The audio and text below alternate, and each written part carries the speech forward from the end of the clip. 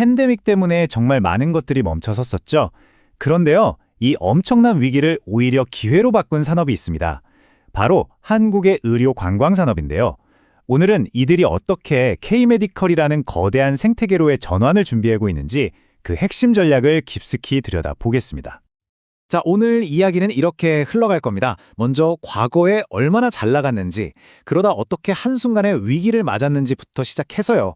지금 세계가 마주한 새로운 역풍은 뭔지, 그리고 여기에 맞서 한국이 어떤 놀라운 전략적 변화를 꾀했는지 살펴볼 겁니다. 구체적인 실행 사례들을 거쳐서 K-메디컬이 꿈꾸는 거대한 미래까지 함께 그려보시죠. 자, 그럼 첫 번째 이야기입니다. 이 산업이 도대체 어느 정도였는지 그야말로 황금기 시절로 한번 돌아가 보겠습니다. 상상이 가시나요? 2019년 딱 1년 동안에만 무려 50만 명에 가까운 외국인 환자들이 오직 치료 하나 받겠다고 한국을 찾았다는 겁니다. 전 세계가 한국의 의료기술을 주목하던 그야말로 정점의 시기였죠. 그런데 아시다시피 코로나19 팬데믹이 터졌죠. 모든 걸 순식간에 바꿔버렸습니다. 하늘길이 딱 막히니까요. 그렇게 잘 나가던 산업이 그냥 그 자리에서 멈춰버린 거예요. 정말 말 그대로 벼랑 끝에 몰린 상황이었습니다.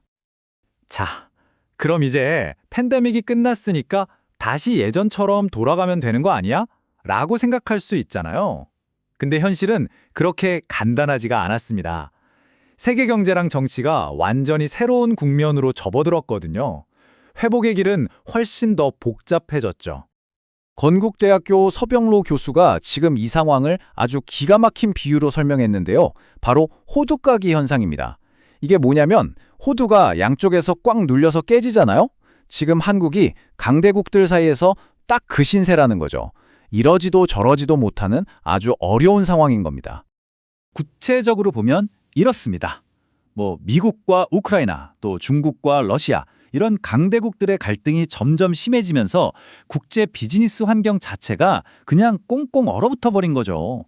당연히 국경을 넘나들어야 하는 의료관광 산업에는 이건 거의 치명타였습니다. 근데 이게 다가 아니에요. 서 교수는 지금 경제 상황을 럭비공 같다고도 말합니다. 럭비공, 어디로 튈지 전혀 예측이 안 되잖아요. 지금 세계 경제가 딱 그렇다는 거예요. 이런 극심한 불확실성 속에서는 예전에 성공했던 방식, 그거 그대로 써먹을 수가 없게 된 거죠. 자, 바로 이 지점입니다. 이렇게 사방에 꽉 막힌 위기 속에서 한국 의료관광 산업이 정말 놀라운 반전을 꾀하기 시작합니다. 정면 돌파를 위한 완전히 새로운 해법을 들고 나온 거죠. 변화가 정말 극명해요. 한번 비교해볼까요? 예전에는 피부관리나 가벼운 시술 같은 상대적으로 가벼운 진료 위주였어요. 그래서 주 타겟도 가까운 중국, 일본이었죠. 근데 이젠 완전히 달라요.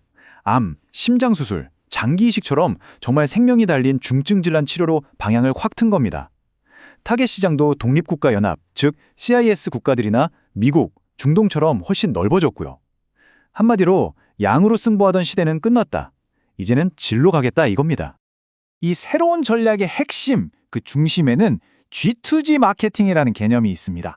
Government to Government, 즉 정부 대 정부 마케팅인데요. 이게 그냥 개별 병원이 환자 한 명 한 명 유치하는 차원을 넘어서요. 아예 한국 정부가 상대방 국가 정부랑 직접 손을 잡고 시스템을 만드는 방식입니다. 자, 그럼 이게 어떻게 돌아가는 거냐면요. 먼저 한국 정부가 파트너 국가 정부랑 공식적으로 협약을 맺어요. 그럼 그 나라에서 의사들을 한국으로 연수를 보냅니다. 한국의 최신 의료기술을 배우러 오는 거죠. 자, 연수를 마친 의사들이 자기 나라로 돌아가겠죠? 그럼 이 의사들이 본국에서 치료하기 어려운 복잡한 중증 환자들을 만나면 이분은 내가 연수받았던 한국 병원으로 보내야겠다 하고 직접 추천을 해주는 겁니다. 이건 단순 광고가 아니라 전문가가 전문가에게 추천하는 거니까 신뢰도가 엄청나죠? 아주 똑똑하고 지속 가능한 시스템인 거예요. 자, 그럼 이런 큰 그림의 전략이 실제 병원이나 도시 현장에서는 어떻게 적용되고 있을까요? 정말 기발하고 구체적인 사례들이 많거든요. 한번 들여다보시죠. 부산시의 사례가 아주 대표적이에요. 부산은 도시 전체를 아예 3개 권역으로 딱 나눴습니다. 그리고 각 권역마다 타겟이랑 전문 분야를 다르게 설정했어요. 예를 들어 동부상권은 최첨단 장비가 많으니까 러시아나 CIS 국가의 중증 암 환자들을 집중 공략하고 서부 상권은 미용이나 웰니스에 강점이 있으니 일본 동남아 환자들을 타겟으로 하는 시기죠. 중부 상권은 또 국제회의 같은 행사와 연계하고요. 이건 뭐 거의 군사작전처럼 정교한 초정밀 타겟팅이라고 할 수 있겠습니다. 개별 병원들의 아이디어는 더 기가 막힙니다. 부천에 있는 한 병원을 보면요. 러시아 환자 가족들이 한국 음식을 힘들어한다는 점에 착안해서 병원 코디네이터가 직접 마트에 가서 식료품장을 대신 봐주는 장바구니 서비스를 만들었어요. 정말 세심하죠? 또 성남시는 대규모 국제회의 참가자들을 자연스럽게 의료관광으로 연결시키고 시흥의 시화병원은 아예 발상을 전환해서 건강보험이 없는 지역의 외국인 노동자들을 위한 의료 서비스를 제공하면서 새로운 시장을 개척했습니다. 이런 개별적인 노력 하나하나가 모여서 이제는 훨씬 더 큰 그림을 그리고 있습니다. 바로 K-메디컬이라는 하나의 거대한 국가 브랜드를 만들겠다는 비전이죠. 궁극적인 목표는 바로 이겁니다. 그냥 잘하는 병원 몇 개가 있는 나라가 아니라 한국의 의료 서비스를 관광, 문화, 그리고 다른 산업들과 전부 연결해서 하나의 완벽한 K-메디컬 생태계를 만드는 것. K클터처럼 말이죠. 그리고 이 비전을 실현하기 위해서 정부가 아주 대담하고 야심찬 목표를 내놨습니다. 2027년까지 1년에 외국인 환자 100만 명을 유치하겠다는 거예요. 이게 어느 정도냐면 팬데믹 이전에 가장 잘 나갔을 때의 딱 2배에 달하는 어마어마한 숫자입니다. 아니, 왜 이렇게까지 숫자에 집착하는 걸까요? 그만한 이유가 있습니다. 싱가포르 사례를 보면요.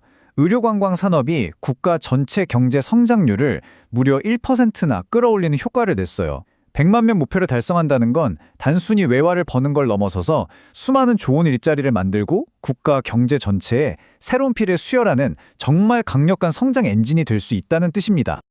팬데믹이라는 최악의 위기 속에서 스스로를 완전히 재창조하면서 새로운 길을 찾아낸 한국의 의료산업. 전 세계가 K-팝에 열광하고 K-드라마에 빠져들었던 것처럼 과연 이 K-메디컬이 세계인의 건강을 책임지는 새로운 글로벌 스탠다드가 될 수 있을까요? 어쩌면 그 거대한 질문에 대한 답은 이미 시작되었는지도 모릅니다.